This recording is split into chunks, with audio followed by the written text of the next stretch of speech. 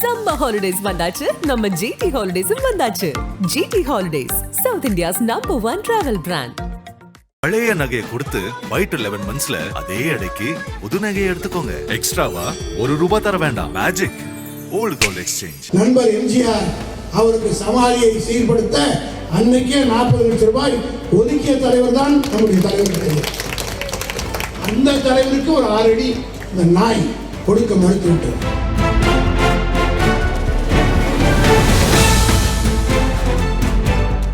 நாட்டையே உலுக்கிய பொள்ளாச்சி பாலியல் வழக்கில் குற்றவாளிகள் 9 பேருக்கும் சாகும் வரை சிறை தண்டனை விதித்து கோவை மகளிர் நீதிமன்றம் அதிரடி தீர்ப்பை வழங்கியது. இந்த தீர்ப்பை பலரும் வரவேற்றுள்ள நிலையில் இந்த தீர்ப்பை தங்களுக்கு கிடைத்த வெற்றி என எடப்பாடி பழனிசாமி சொந்தம் கொண்டாடியுள்ளார். அத்துடன் திமுக அரசையும் கடுமையாக விமர்சித்துள்ளார்.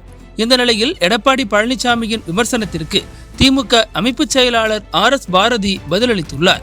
இது தொடர்பாக அவர் வெளியிட்டுள்ள அறிக்கையில், பொள்ளாச்சி பாலியல் வழக்கு தீர்ப்பை வரவேற்று அறிக்கை விட்டிருக்கும் அதிமுக தன்னை தூயவன் போல காட்ட முயல்கிறது. அதிமுகவினர் சம்பந்தப்பட்டிருக்கிறார்கள் என தெரிந்ததுமே பொள்ளாச்சி பாலியல் வன்கொடுமை வழக்கை அன்றைக்கு ஆட்சியில் இருந்த எடப்பாடி பழனிசாமி அரசு மூடி மறைக்க முயற்சி செய்தது. திமுக உள்ளிட்ட கட்சிகள் தொடர்ந்து போராடி இதை வெளிக்கொண்டு வந்தன. இந்த நிலையிலும் பழனிசாமி அரசு வழக்கை CBIக்கு மாற்றவில்லை. 2019 நாடாளுமன்ற தேர்தல் அறிவித்த பிறகு பொள்ளாச்சி விவகாரம் தேர்தலில் பாதிப்பை ஏற்படுத்தி விடுமோ என அஞ்சி CBI விசாரணைக்கு பழனிசாமி அரசு பரிந்துரை செய்தது. ஆனால் அதை மறைத்து எடப்பாடி பழனிசாமி தற்போது புனிதர் வேடம் போடுகிறார் என RS பாரதி தனது அறிக்கையில் அவரை கடுமையாக விமர்சித்திருந்தார். இந்த சூழலில் காஞ்சிபுரம் வடக்கு மாவட்டத்தில் உள்ள மூவரசம்பட்டு பகுதியில் திமுக அரசின் 4 ஆண்டு சாதனை விளக்க பொதுக்கூட்டம் நடைபெற்றது. அந்த கூட்டத்தில் சிறப்பு விருந்தினராக கலந்து கொண்ட RS பாரதி எடப்பாடி பழனிசாமியை கடுமையாக விமர்சித்திருந்தார். அந்த கூட்டத்தில் அவர் பேசுகையில், கலைஞர் மறைந்த போது அவருக்கு மெரினா கடற்கரையில இடம் கொடுங்கன்னு எடப்பாடி பழனிசாமி கிட்ட கேட்டோம். சசிகலா காலில் விழுந்து முதலமைச்சரான எடப்பாடி கிட்ட கௌரவம் பார்க்காம கலைஞருக்கு இடம் கேட்டோம். ஆனால் அவரு முடியாதுன்னு திருப்பி அனுப்பிட்டாரு. பேரறிஞர் அண்ணா மறைந்த போது என்னை அண்ணாவுக்கு பக்கத்துல அடக்கம் செய்யுங்கள் என கலைஞர் முதலில் என்னிடம்தான் கூறினார். அதற்கு பிறகுதான் நீதிமன்றம் சென்று கலைஞருக்கு இடம் வாங்கிவிட்டோம். எம்ஜிஆர் இறந்தபோது அவரோட சமாதி அனாதையாக இருந்தது. அந்த இடத்தை சீரமைக்க அப்போவே 40 லட்சம் ரூபாய் நிதி ஒதுக்கியவர்தான் கலைஞர்.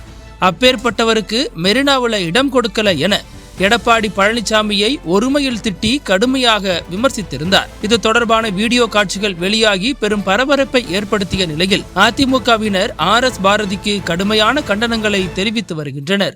சொல்லுகிற போது வயிறு 6 இடம் அடி கேட்டதற்கு கொடுக்க முடியாதுன்னு சொன்னார். தொங்கிய தலைவரோடு கலைஞர் தளபதி வந்தார். இதெல்லாம் அவங்க கட்சிக்காரங்க நினைச்சு பார்க்கணும்.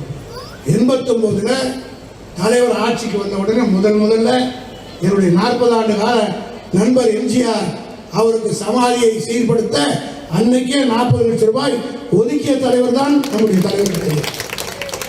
அந்த தலைவருக்கு ஒரு 6 அடி இந்த நாய் கொடுக்க மறுத்து விட்டது.